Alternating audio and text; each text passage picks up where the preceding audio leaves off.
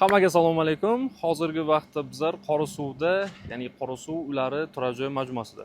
Ushbu majmuamizda hozirgi vaqtda ikkinchi podushka qo'yish jarayoni, ya'ni podushkaga beton qo'yish jarayoni ketmoqda. Ko'rib turganingizdek, birinchi podezimiz tayyor, podushkasi уже devorlarni bemalol ko'tarsak ham bo'ladi. Xo'p, xudo xohlasa ikkinchi podezni podushkasini yakuniga yetganimizdan keyin devorlarni ko'tarishni boshlaymiz.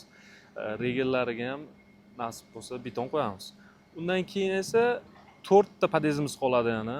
4 ta podez. Ulardan ikkitasini betonni birdaniga qo'yib yuboramiz. Qolgan ikkitasini esa jarayon bilan etap bitkazib beramiz xudo xolasa. Ushbu uylarimiz, qisqacha ma'lumot berib o'tay, ushbu uylarimiz boshlang'ich to'lovsiz 60 oyga foiz va penalarsiz bo'lib to'lashga ajratib beriladi. Bu qurilishimiz 27-yilda egalariga topshiriladi. Xohlasangiz pod ключ, xohlasangiz remont bilan qaysisiga ma'qul bo'lsa. Agarda ushbu loyihamiz haqida, ushbu turar joy majmuamiz haqida yanada batafsilroq ma'lumotga ega bo'lmoqchi bo'lsangiz, pastda raqamlarimizni qoldiraman. Bemalol bog'lanib, nima ma'lumot kerak bo'lsa, bilib olishingiz mumkin. Sog' bo'ling, salomat bo'ling. Qorasuv uylari like va podpiska bosishni esdan chiqarmang.